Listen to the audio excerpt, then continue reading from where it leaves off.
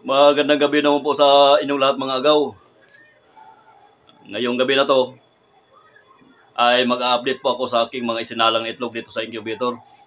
Unang-una sa lahat po mga agaw, maraming salamat po. Shoutout na rin po sa mga subscriber ko po. At saka maraming salamat din po sa mga bagong nag-subscribe sa aking munting channel. Thank you din po sa mga silent viewers ko po. Sana naman po ay makapag-subscribe po kayo sa aking channel. At ngayong gabi agaw ay titingnan ko po kung yung mga itlog na isinalang ko dito ay meron na pong laman. Yung first batch ng itlog na isinalang ko dito, 15 po yon, tsaka nadagdagan ng 4. So 19 po yon.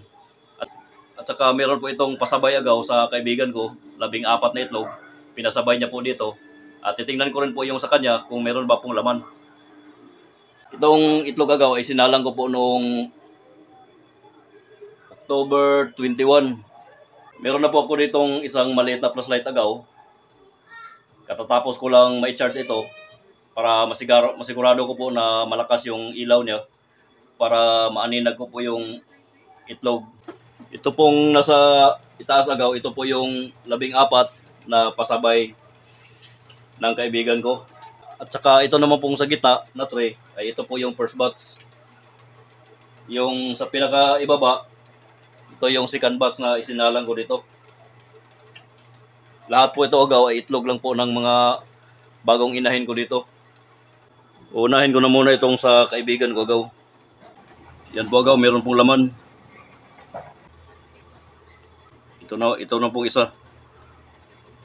Yan agaw, meron pong laman. Yung kulay itim agaw, yun po yung laman niya. Yan.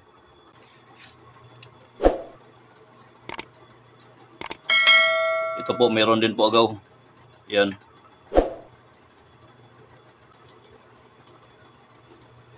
Ito naman po, meron din po agaw.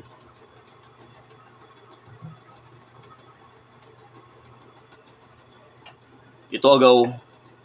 Yan, kung makikita nyo po agaw, maaninag nyo po yung kulay na kulay dilaw or kulay orange ba to. Ito po, wala po talagang laman agaw. At ito po ay dideclare ko na po ito na bugok. Wala na po itong silbi. Pwede na po itong kainin, lutuin.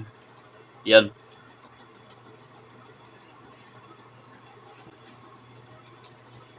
Ito rin pong isa agaw, wala din pong laman. So bali, dalawa na yung walang laman sa 14 na isinalang ko na itlog ng kaibigan ko.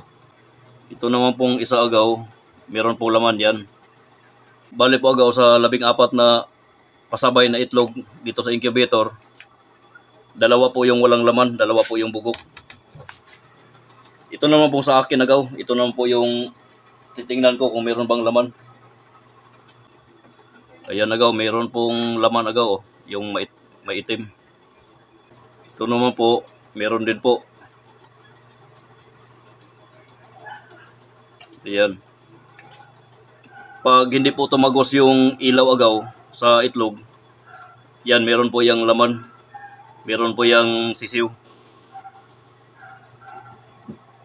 Kung mga malalaki, ayan, meron na pong itim agaw.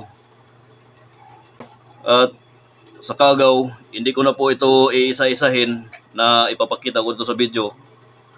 Sasabihin ko na lang po kung ilan po yung meron na pong sisiw o maitim sa first batch na isinalang ko na itlog. Yan mga gaw, natingnan ko na po kung ilang piraso po yung merong sisiw na itlog. Ang sa kaibigan ko po, 14 po yung pinasabay na dito. Bale, dalawa po yung bugok na. Ang sa akin naman po mga gaw, sa first batch, itong nasa gitna, bale, 3 po yung walang laman po agaw, yung walang maitim. Yan, the rest naman po ng kasama niya ay meron naman po. Saka itong sa baba ay wala pa po itong markings dahil bago ko pa lang itong isinalang dito. Bali, ito po yung second batch. Yan mga gaw. Sana na po ay tuloy-tuloy na po ito at sana po mga gaw ay marami pong mapipisang mga inahin, yung mga babae, para po makapagparami po ako ng mga inahin nito.